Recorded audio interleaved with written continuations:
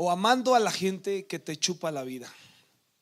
Es decir, hay gente, y vamos a ver a través de la palabra de Dios, cómo hay gente que puede estar absorbiendo nuestra vida, nuestro talento, nuestro potencial, y a veces no sabemos distinguir cómo hay gente que nos está retrasando en nuestro llamado, en nuestro propósito, y cómo te has estado deteniendo por hacer tantas cosas que si las reconoces de momento y las pudieras evitar, puedes llegar a crecer.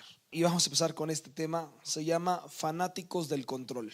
¿Cuántos de nosotros podemos reconocer que a veces somos sumamente controladores? Muchos de nosotros a veces somos controladores y no nos damos cuenta. Yo tiendo a ser muy controlador. Jerry tiende a ser más controladora que yo, y hemos aprendido a reconocer algunas cosas en nuestras vidas que pueden dañar el desenvolvimiento o el desarrollo de alguien que esté con nosotros, todo porque somos fanáticos del control. Levanten la mano si a tu lado hay alguien que es controlador.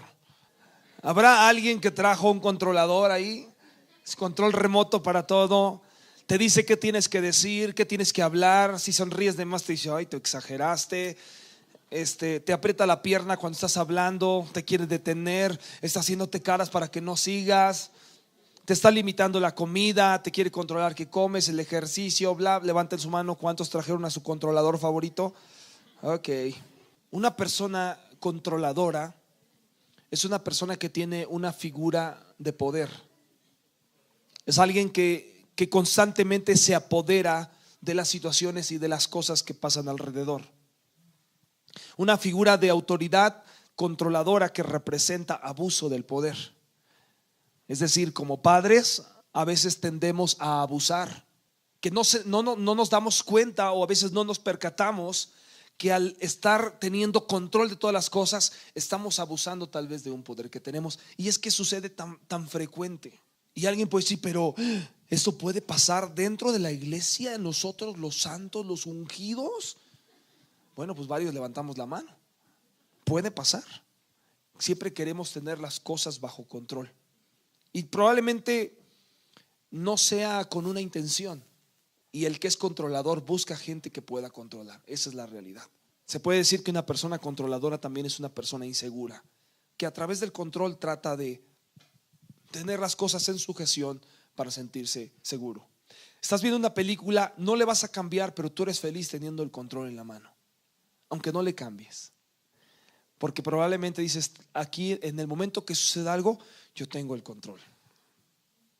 Algunos no nos gusta a lo mejor compartir nuestras finanzas con la esposa, porque decimos, no, así si necesito algo, aquí traigo. No, mejor que traiga yo aquí siempre controlado el dinero, y no que lo tenga mi esposa o que se lo gaste. A veces decimos, no, yo te doy, te raciono. Casi parecemos como si tuviéramos un conejito, le vamos soltando de a poquito. Y mi amor, ahora necesito esto, mi amor, te pedí esto, mi amor. Somos fanáticos del control. Yo tengo el dinero, pídeme, chiquita, yo te doy. A veces cuando estamos siendo tan controladores, estamos metidos en un hoyo negro emocional. No le encontramos pies ni forma. Y no importa lo que hagas cuando estás en ese espíritu de controlar, no importa lo que hagas, siempre vas a querer más. Siempre vas a desear controlar más cosas. Siempre vas a querer tener más autoridad sobre cosas. Siempre vas a estar buscando más gente que controlar. Y eso puede ser un peligro para nuestra vida, el no entender que a veces vivimos los 7 días de la semana tratando de ser controladores. Pero una persona que es controladora también puede tener algunas características. Antes de leer la palabra, puede ser una persona mal encarada, ¿sí? que todo le molesta, que todo está de malas. Una persona puede ser agresiva. Otra persona controladora también puede ser una persona que llora mucho porque no se le cumplen sus deseos. Una persona que es controladora también es una persona que está amenazando, te trata de mantener en silencio. Una persona controladora siempre tenemos, como dice Tiffany, me encanta ese término, dice, tenemos que caminar como entre huevos. Todo le molesta, todo le incomoda, y tenemos que, ay, perdón que no te saludé. Entonces tenemos que estar caminando como así entre huevos, ¿verdad? No saben si han dado cuenta que cuando hay alguien que sabes que te va a estar controlando, tienes que hasta medirle y llegarle casi por todas las tangentes con tal de que no se enoje, y nos vuelve inseguros. ¿Quién de nosotros tendemos muchas veces a controlar la vida de los demás? Los controladores tienen las dos armas favoritas. Una de las armas favoritas del que controla es la amenaza. Pobre ti, hazlo. Uy, me desobedeces. Nada más llegas 5 minutos tarde. Es la amenaza constante. Es el reclamo. Te dije. Y empezamos a reclamar, empezamos a poner palabras que van minimizando a la persona que tenemos enfrente. Una persona que está utilizando la amenaza constantemente te trae haciendo cosas, y si no haces cosas, entonces estás siendo amenazado por esa persona. Eres castigado. Te castiga con la amenaza, con la mirada. Una persona que amenaza en una relación es una persona que te empieza a aislar de todo lo demás. Te empieza a poner en contra. Y si no en contra, te empieza a llevar lejos de todos los demás con tal de mantenerte en control. A lo mejor el novio te está amenazando porque va a romper contigo si llegas tarde. A lo mejor te está diciendo: es que yo te dije a tal hora y no llegaste. Y sucede mucho ahorita en las relaciones entre jóvenes. Puede amenazarte si no cumples con sus caprichos sexuales. Y muchos están bajo la presión de la amenaza, que a lo mejor sí dicen: él es el hombre de mi vida o la mujer de mi vida, pero la presión a través de la amenaza hace que la gente pueda ceder. Cuando estás bajo el control no te das cuenta. Todo mundo lo ve menos tú. El jefe también aterroriza a los empleados. En un trabajo el jefe también está aterrorizando a los empleados. Está siempre con la amenaza constante. Si no haces esto, si no te apuras. Y el empleado vive bajo una presión, bajo una esclavitud. Imagínate, te voy a decir algo. Si tú eres cristiano y tienes un empleado viviéndolo bajo amenazas, tú tienes en esclavitud a una persona que Cristo le está llamando a ser libre. Y a veces no nos damos cuenta. Con nuestras palabras, con nuestras acciones, aterrorizamos a la gente. Oye, ahí viene el jefe. Ay, acomoden, siéntense. Y no hay realmente una sinceridad en el trabajo, en las acciones que tiene la gente. Número 2, la culpabilidad.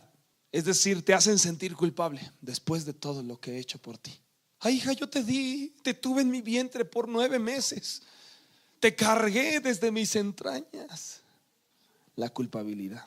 Mira, allá tú, como tú quieras, pero todas esas palabras de culpabilidad son de gente controladora. Pensamos que podemos estar cerca de esa gente, pero en realidad estamos muy lejos. Amigo, ¿te llamas cristiano? ¿O qué tipo de cristiano eres? A veces la familia nos dice: ya no llamas. Desde que te hiciste cristiano. Y viene ese espíritu de culpabilidad, ¿eh? No, ya ni nos pelas, ya ni eres esto. Uy, antes venía seguido, ahora ni tu madre recuerdas. Hay dos armas poderosas que la persona que es controladora utiliza. Vamos a ver qué dice la palabra en Mateo 16. Nos habla una historia de Pedro que quería controlar muchas cosas, y entre ellas, ¿sabes a quién quería controlar? A Jesús. Quería controlar al mismo Jesús. Jesús le estaba explicando a los discípulos por qué proceso iba a atravesar. Él estaba diciéndole las cosas que venían para él y cuál era el plan que Jesús tenía. Pero Pedro quería interponerse ahí. Sabía Pedro que le estaba diciendo a Jesús: yo tengo que dar mi vida, tengo que morir, tengo que resucitar por el bien de la humanidad. Y Pedro: no, tú no tienes que hacer eso, no tienes, Jesús. Mateo 16, vamos a leer ahora sí. Dice: desde ese momento Jesús comenzó a decirle a sus discípulos lo que le iba a pasar. Tendré que ir a Jerusalén, y los líderes del país, los sacerdotes principales y los maestros de la ley me harán sufrir mucho. Allí van a matarme, pero 3 días después resucitaré. Le está contando el plan maravilloso. Dios está diciendo: hay un plan perfecto de todo esto, y es por lo que voy a atravesar. Allí entonces, y dice: al 3er día resucitaré. Entonces Pedro se llevó a Jesús aparte y lo reprendió. Es como si estuviera: a ver, ven para acá, Jesús. O sea, ¿qué te pasa? ¿Estás mal o qué? Entonces dice la palabra: se lo lleva aparte y lo reprendió. Te puedes imaginar la cara que tenía Jesús cuando Pedro le estaba diciendo eso, ¿no? Le dice: eso no puede sucederte. Señor, Eso no va a suceder, te dice, que Dios nunca lo permita. Jesús se volvió y le dijo: Pedro, estás hablando como Satanás, vete. Tú no entiendes los planes de Dios, me estás pidiendo que los desobedezca. Luego Jesús le dijo a sus discípulos: si ustedes quieren ser mis discípulos, tienen que olvidarse de hacer su propia voluntad. Tienen que estar dispuestos a cargar su cruz y hacer lo que yo les diga. La otra versión dice: si alguno quiere seguir en pos de mí, niéguese a sí mismo, tome su cruz todos los días y sígame. Así que Jesús le está diciendo a Pedro: estás hablando como Satanás, vete para allá, apártate. O sea que hay tres cosas que necesitamos saber. Número uno, tres cosas que necesitamos saber con respecto a estas relaciones que pueden estar agobiando nuestra vida. Número uno, tienes que conocer para lo que has sido llamado. Debes de saber en dónde Dios quiere llevarte a través de tu caminar con Cristo y qué es lo que quiere que hagas. No podemos vivir una vida solamente por vivirla sin saber hacia dónde Dios nos lleva. Quizás si hoy nos hiciéramos un autoanálisis y dijéramos qué es lo que Dios quiere que hagamos, tal vez muchos no sabríamos qué. Pero las cosas que Dios está buscando en nosotros es que primero que nada descubramos cuál es nuestro llamado. ¿Se acuerdan que explicábamos eso? ¿Cuál es el llamado y el propósito? El llamado, dice la palabra, que Dios nos está llamando a la reconciliación. Y dentro del llamado Dios nos da ocasiones para cumplir el propósito en nuestra vida, y que a través de hacer el propósito mucha gente llegue al conocimiento de la palabra de Dios. Debes primero que nada saber cuál es tu llamado. Si no sabes a dónde vas, cuando llegues a ese lugar nunca te darás cuenta.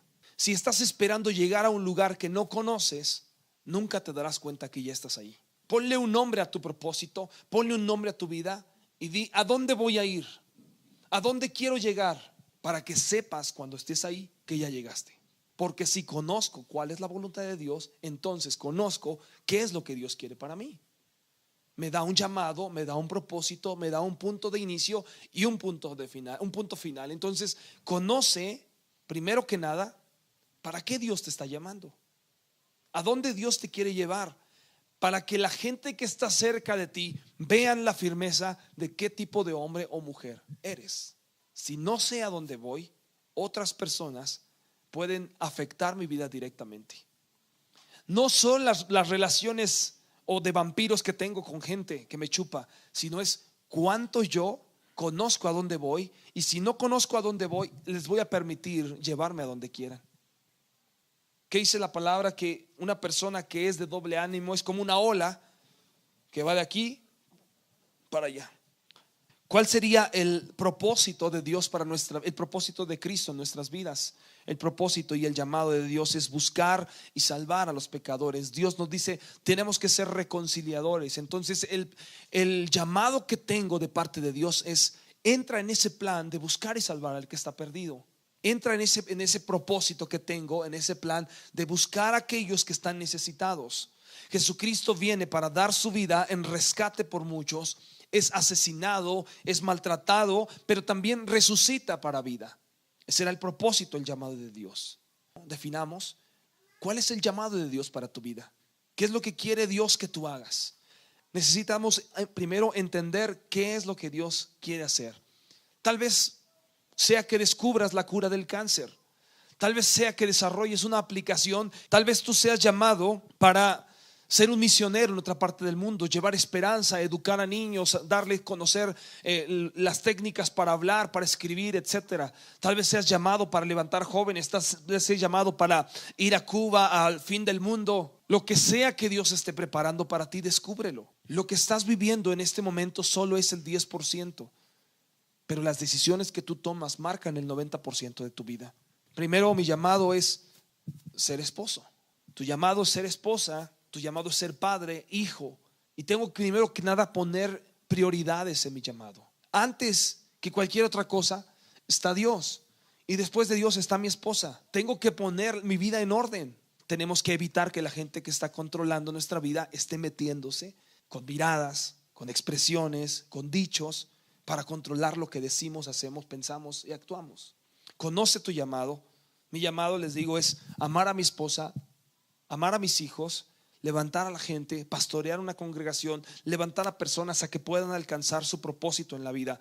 El problema que tengo es que me encanta complacer a la gente, que la gente piense bien de mí. Complacer a la gente es una forma de idolatría que uno puede estar viviendo.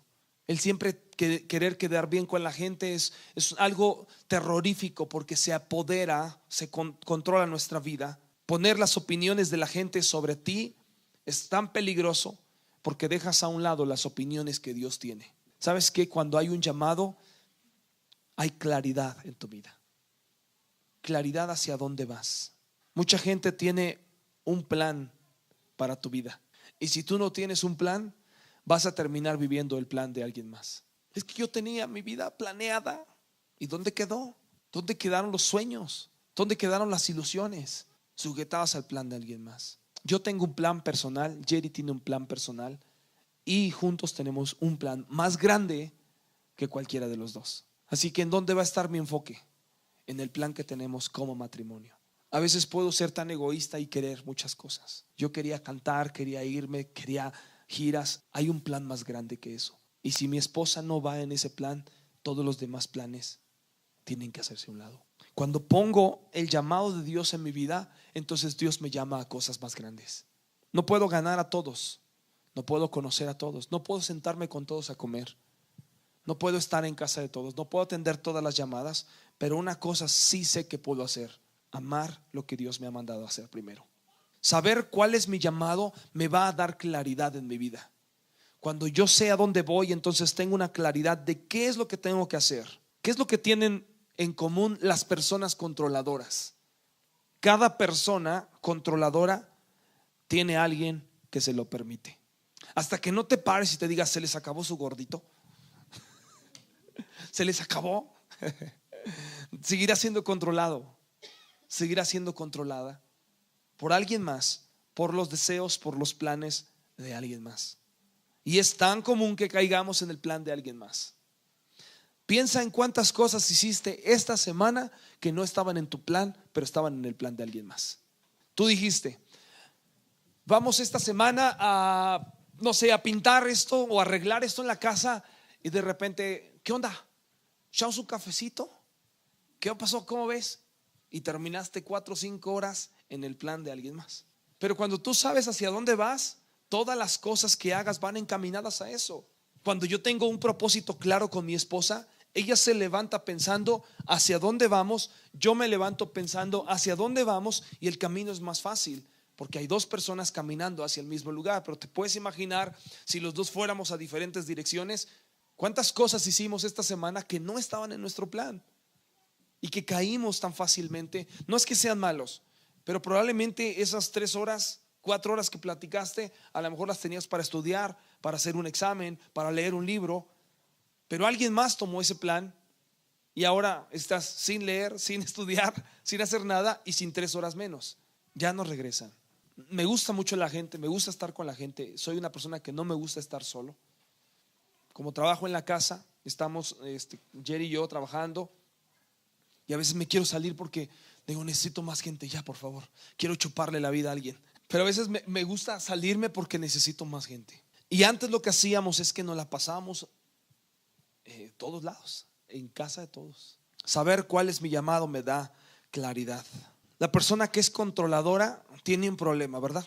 Y los que se dejan controlar también tienen un problema. Ese problema se llama falta de decisión. Entonces, número 1, conoce para lo cual estás llamado. Número 2, quiero hablarte de una segunda cosa: es conoce cuando alguien está tratando de controlarte.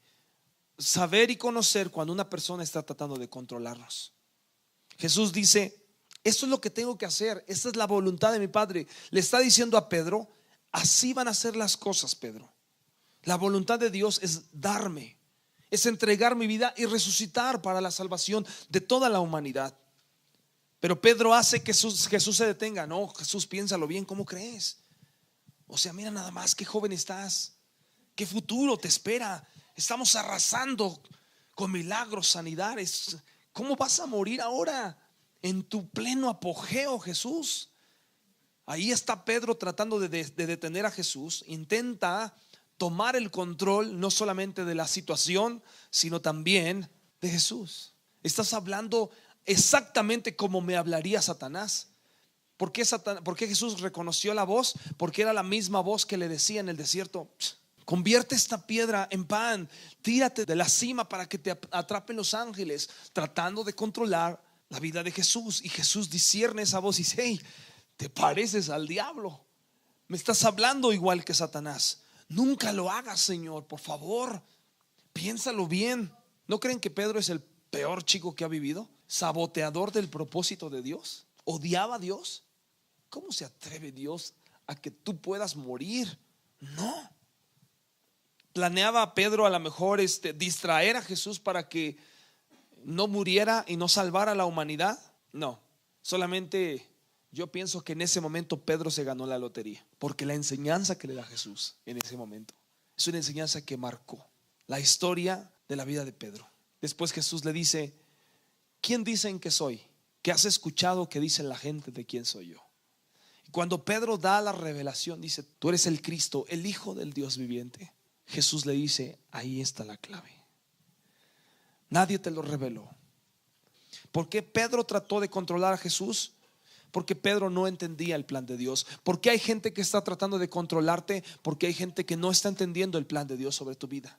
¿Reconoces a alguien que te está amenazando? ¿Alguien que te está culpando constantemente, que te hace sentir culpable? ¿Reconoces a alguien que te está aislando de tus amigos, de familia, de tus actividades, de los compromisos que tú habías hecho? Ahora me quiero dedicar a esto, y de repente hay alguien que dice: no lo vas a hacer, porque ahora quiero que estés aquí conmigo, quiero que hagas lo que yo te estoy diciendo, y si no me enojo, me hago el sentido o la sentida. ¿Reconoces a alguien? ¿Qué vas a hacer? No puedes permitir que nadie manipule tu vida. Entonces, uno, reconoce el llamado. Dos, reconoce cuando alguien está tratando de controlarte. ¿Tu abuela te hace sentir culpable? Dile: apártate de mí, Satanás. ¿Tu esposo te hace sentir culpable?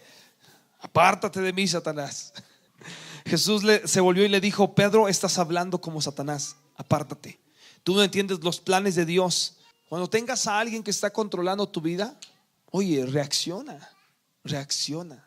Tenemos la sangre de Cristo en nuestra vida y nos da el poder para sujetar nuestros pensamientos, para sujetar nuestros deseos y para sujetar todo aquello que quiera controlar nuestra vida. ¿Habrá alguien que te está controlando en este momento con amenazas, con hacerte sentir culpable? Pues entonces tenemos un amigo chupacabras o un vampiro amigable que quiere estar cerca de nosotros porque quiere estar controlando nuestra vida. Entonces Jesús le dice: apártate de mí. Imagínate que Jesús fuera codependiente de lo que Pedro pensaba o de las emociones. Imagínate que Jesús fuera un hombre que se dejara llevar, que Pedro le estaba comentando. Se hubieran puesto a llorar juntos. Ay, gracias, Pedro, me hiciste recapacitar. Mira, yo iba a cometer una tontería, una locura. Pedro trataba de manipular y Jesús le dijo: no lo hagas. No tienes que hacerlo, Pedro le decía. No te dejes, Señor. No tienes que hacerlo. No hay necesidad de que lo hagas. No tienes que encajar en ese plan. Tú puedes huir. Es más, vente, nos escondemos. Y Jesús dijo: no, así es el plan. Si le das el control a otra persona en tu vida, entonces Dios no te está dirigiendo, te está dirigiendo a alguien más. Cuando alguien más está dirigiendo tu vida, entonces los pensamientos que están en tu mente son pensamientos de hombre y no los pensamientos de Dios. Por eso es tan fácil que una persona que conoce a Cristo no viva como Cristo, porque está siendo controlado por otras cosas. Es muy sencillo. O tendemos a actuar cuando estamos siendo controlados por algo más, tendemos a actuar como alguien más. Cuando alguien se enoja, cuando alguien se siente y entonces te comenta a ti y tú te dejas llevar, entonces no es Cristo el que está dirigiendo tu vida. Si le das el control a alguien más, entonces Dios no está controlando nuestra vida. A veces podemos decir: mi vida le pertenece a Dios, pero el control lo tiene fulanito. Las relaciones a veces que tenemos es una combinación de lo que has creado y de lo que has permitido. Es que no sé por qué no cambia. No sé por qué siempre tiene que ser así. Es algo que tú creaste, es algo que tú permitiste. Si desde el primer día te faltó al respeto, si desde el primer día no fue sujeto, eso va a ser toda la vida. Si tienes una relación con amistades, con familia que están constantemente manipulando tu vida, tú lo permitiste. No son ellos, los vampiros amigables, también necesitan de Cristo, pero para que ellos reciban a Cristo, tú necesitas cambiar. Para que esas personas puedan ver el potencial en tu vida, tú necesitas ser guiado por Cristo y no guiado por los pensamientos de alguien más. Debemos de crear patrones saludables en nuestra vida y no permitir aquellos patrones que no son saludables. Si no te gusta lo que tienes, cambia lo que esperas y lo que aceptas. Si no te gusta la relación que tienes con alguien, sea de amistad, sea una relación amorosa, sea una relación en la familia de Cristo, cambia lo que esperas. Debes de esperar algo mejor. No aceptes la falta de respeto. No aceptes la ira con la que te pueden hablar. No aceptes el tonito ese. 1, por educación. 2, porque eres hijo de Dios. Y 3, porque tú tienes que marcar un parámetro más alto de quién eres. Si alguien está chupando nuestra vida y estamos siendo controlados, entonces Dios no es el que está controlando nuestra vida. Nunca aceptes una falta de respeto en una relación. Nunca aceptes la ira. Nunca aceptes unas palabras ofensivas de alguien, porque puede ser que esa persona tome el control sobre tu vida. Debemos esperar lo mejor en una relación para buscar personas que estén en ese estándar. Si tienes personas que están chupando tu vida constantemente, mi consejo es: déjalas ir. ¿Cuál es la razón? Es que están lastimados, están heridos. ¿Qué le dice Jesús? Jesús en el versículo 24 de Mateo, Jesús les dijo a los discípulos: si ustedes quieren seguir o quieren seguir siendo mis discípulos, si ustedes quieren seguir como yo, tienen que olvidarse de hacer su propia voluntad. Si tú quieres caminar realmente como Jesús, necesitas sujetar tu vida a la vida de Jesús y no estar sujeto a alguien más. Dios quiere que estés sujeto a su voluntad. Y a veces, como controladores, lo menos que queremos es estar bajo la voluntad de alguien más. Pero a veces necesitamos sujetar nuestra vida en lo material o en lo carnal, para que podamos sujetar nuestra vida en lo espiritual. Si no somos capaces de sujetarnos a alguien que vemos, mucho menos vamos a ser capaces de sujetarnos a alguien que no vemos. La razón número 3 por la cual, o la cosa número 3 que tienes que hacer es huir. Aléjate de esas personas. Quizás sea alguien de mucho tiempo. Aléjate. Ay, no, pero es mi esposo. Ay, qué buena onda. Ese es el número 3. Pinta tu raya. Tu línea es el límite de lo que vas a permitir en tu vida. Marca tu línea. Vivir en una relación disfuncional lo único que trae es herir a los demás. El dolor, es decir, a veces nos gusta más el dolor del pasado. Estamos viviendo más en qué nos pasó que en qué podemos mejorar. Seamos honestos, es muy fácil señalar cuando otros quieren controlarnos. Ay, no es que me quiere controlar, no es que ese es controlador. Y ahorita vamos a andar, eso es controlador, aquel también es controlador. Mira, aquellos son controladores. La de las hamburguesas es controladora. Nos quiere hacer comer hamburguesas. Y muchos de nosotros luchamos con esa misma situación, que somos controladores a lo mejor de cosas más pequeñas, pero tendemos a controlar a las demás personas. ¿Qué pasa si son matrimonios? Cuando estamos en el plan de Dios y encontramos el propósito, el matrimonio tiene que alinearse. Ya no es mi voluntad. Por eso dice la palabra: si alguno quiere seguir en pos de mí, si alguno quiere seguir siendo mi discípulo, ya no viva en su voluntad, sino viva en el propósito de la voluntad de Dios. Así que ya no soy yo, ya no es lo que yo quiero, es que eso es, a mí me gustaría que eso es lo que yo deseo. Ok, pero ¿qué quiere Dios en su plan perfecto para nosotros? Como matrimonio, como parejas, ¿qué es lo que Dios quiere? Que seamos ¿qué? Que seamos uno, una sola carne, un solo propósito. Ya no estoy luchando en mi trabajo y vengo a la casa a guerrear con mi esposa o con mi esposo, sino somos uno. Me rindo a mis propios deseos y adopto cuál es el propósito de Dios para mi vida.